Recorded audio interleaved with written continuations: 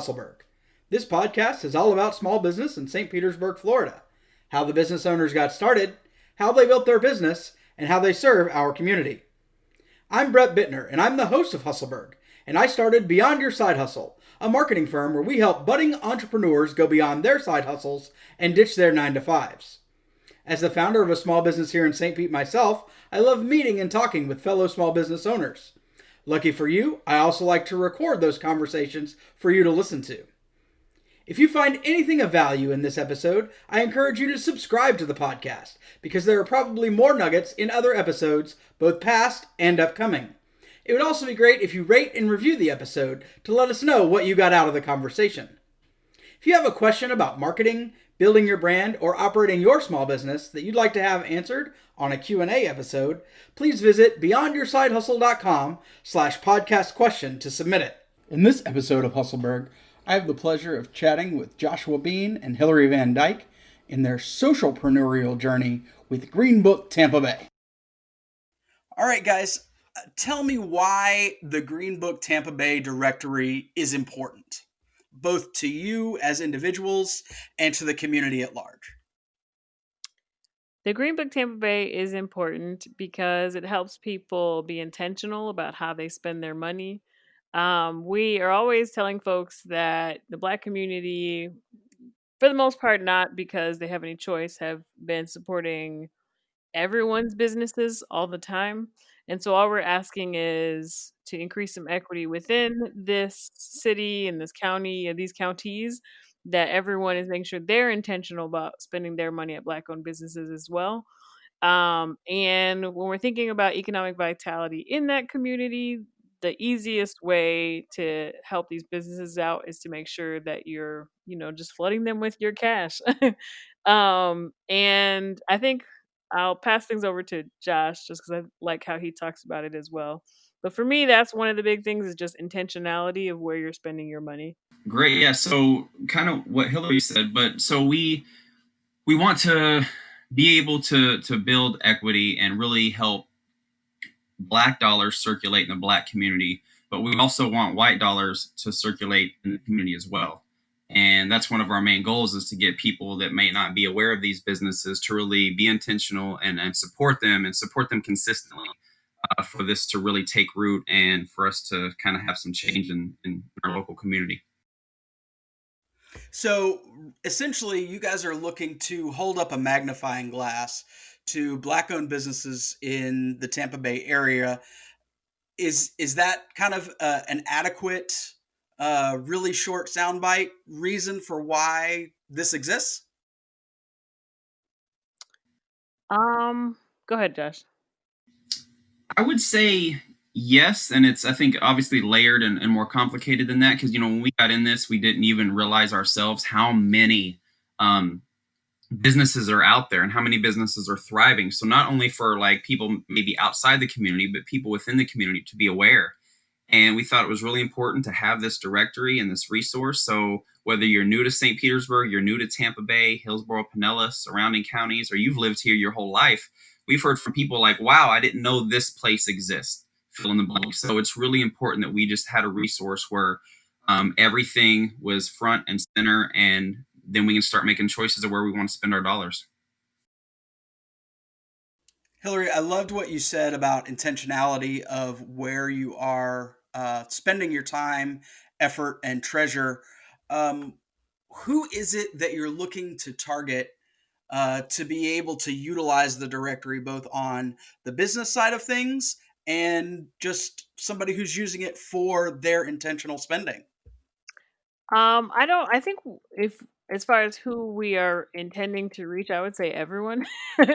But beyond just the normal everyday consumer, we've seen a lot of great things from just businesses getting to collaborate with other businesses as well. So it's also helping them find each other. And then I think one thing that Josh says a lot that I like is how we need to make sure that white folks are also spending their money in Black-owned businesses. So I suppose to some extent, making sure that all of our non-Black brothers and sisters are also spending their money at Black-owned businesses. And then the other thing that's pretty cool about it is it isn't just, brick and mortar businesses. There's loads of online shops, all sorts of different, literally every service you can think of, you can find on the Green Book. But then there's also museums and artists and musicians. And so there's not just ways to go to a store and spend your money, but other ways that you can like whet your palate with art as well. So I feel like it's just such a huge wide range of people that the website benefits that it's hard for me to say who specifically we want to use the site. So I know before this, you guys were both school teachers, and I understand that you've moved on from the role as a school teacher and have increased responsibility within the district. What motivated you guys to get into this specifically? Was there an inciting incident? Was it a culmination of things? How did this come together? I think there were a number of reasons. You work at a school long enough, and you really kind of can gauge the community around you, and it really wanted us to kind of we consider ourselves activists in a way. I mean, we hold activists to really high standards, so we just knew we wanted to do more, and that's where it fits into the definition of socialpreneur. Like, we're just wanting to pay attention to our community. If we recognize a need, we want to address it and not wait. And that's really what kind of started it. There's a number of things. We watched Killer Mike's Trigger Warning on Netflix, and that was a huge influence as well. He tried to live off. He's a rapper activist out of Atlanta, and he tried to live off just Black-owned businesses for 3 days, and it just showed the struggle and the trials of doing that, and it really just kind of reinforced our already like need and discussion we were already having to create this directory, and we felt like it was really important. I'm so glad that you use the term socialpreneur. That's not something that everybody's familiar with, and you're actually the first socialpreneurs that would identify that way that we've had on the show. As such, what would you say is the most important lesson that you've learned thus far operating in that space? I think the biggest thing is, well, for one, we've been doing this for over a year now, but only recently, in the wake of George Floyd's murder, have we've had such a huge interest. I think people just looking for a way to help or just something to do to help. But the before we were doing this out of our, all out of our pockets, and so now with how big it got, the biggest thing is figuring out a way to like continue to keep this service free or as free as possible for the business owners, because we what we want is exposure for them, but then also to take that financial pressure off of us. So working to figure out ways to make it where the site runs itself financially. So I think that's the biggest thing that we're learning as we go through this process. Now, in that same vein, what are some of the most inspiring things that you've seen in the community as you've been on the socialpreneurial journey? I would say just Hillary alluded to earlier, just the collaboration, the response from the community, seeing people work together, seeing people find each other, other businesses, consumers being intentional about supporting Black-owned businesses. We, we hear from businesses all the time. I just got off the phone with Kay from Kay's Kitchen over in Tampa, and just saying how much she appreciates what we do and how much we try to support her and get people in her doors. So it's just hearing stories like that is fuel for us, and it just keeps us going, because it is a lot of work behind the scenes, but that's at the end of the day why we do what we do. I also think, just thinking about like Young Kings and Queens, which is a mentoring slash college prep nonprofit in St. Pete, how as Mm. as these things were happening, what has happened is a lot of businesses have gotten residual likes from our growth. When people are on our platform, they're then finding some other businesses. But then beyond just likes on Instagram, for example, Javaris Green at Young Kings, he had a huge boost in donations for the nonprofit, which even that is like super exciting. That's what we want, right? Is for people to find these Black owned businesses and support him. And in his case, it's such an amazing organization that it's awesome that just by virtue of this site existing, he's going to be able to do even more this year just from people's donations. That is awesome. We've had an kind of interesting recent few weeks with regard to seeing the focus when it comes to Black Lives Matter, when it comes to supporting Black owned businesses and making sure that the Black community is served. What are you guys doing currently, or that you have been doing outside of that organic situation that has kind of driven a building of your brand to help make people aware of what it is that you do? Well, Brett, I think for me, and I was just before this interview looking at the Pinellas equity profile data. So pre George Floyd, pre COVID, I mean, there's just some pretty alarming facts. And sometimes while we get a lot of praise and a lot of recognition, there's always people who are, well, why just Black-owned businesses, and try to have a color blind approach to supporting people. But just a couple of quick facts. It's like the childhood poverty rate of Black children in St. Pete was 43% in 2016.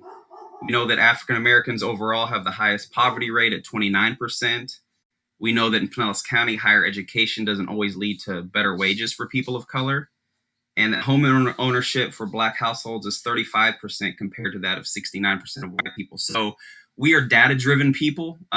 This is a passion project, but we also want to go where there's the most need. So anyone who kind of says, well, why focus on Black-owned businesses? Well, I think, and I hope I kind of addressed why just now.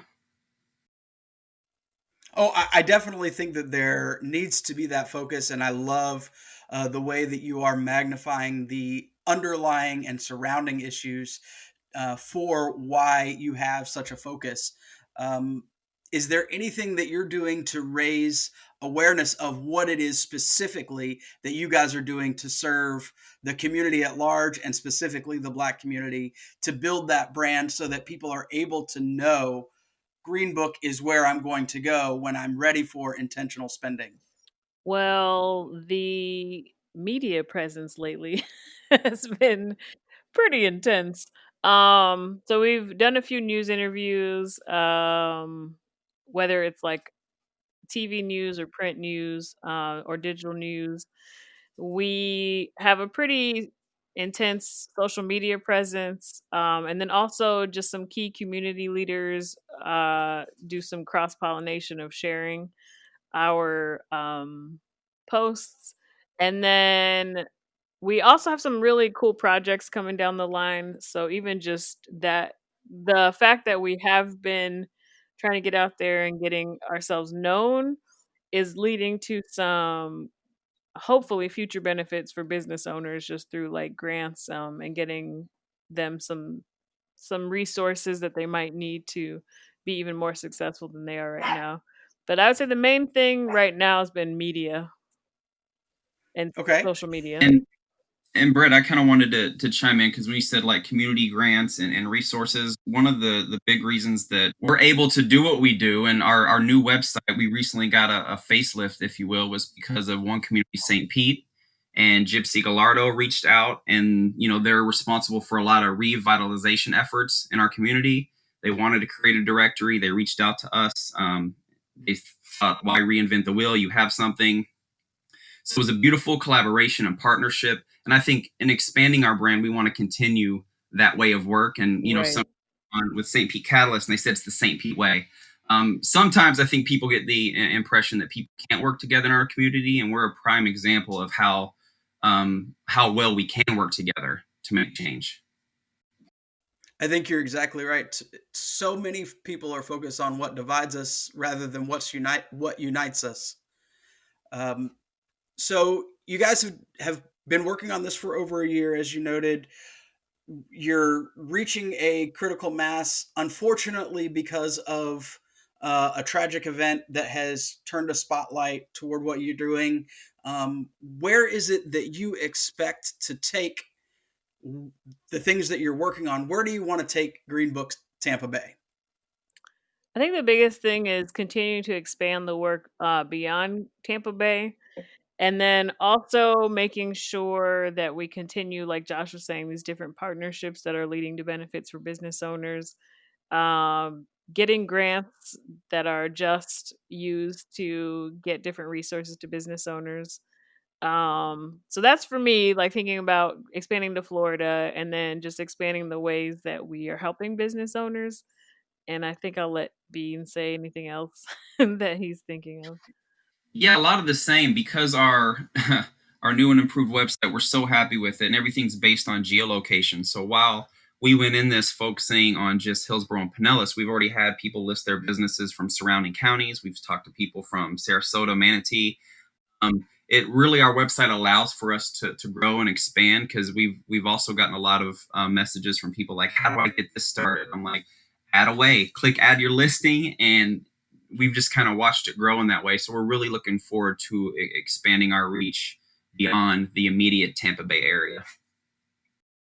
Now, what is it that you guys are endeavoring to read, watch, or listen to that helps guide you in how you are building what is essentially a business, or if it's a nonprofit route? What is it that you're using to help guide you in building it?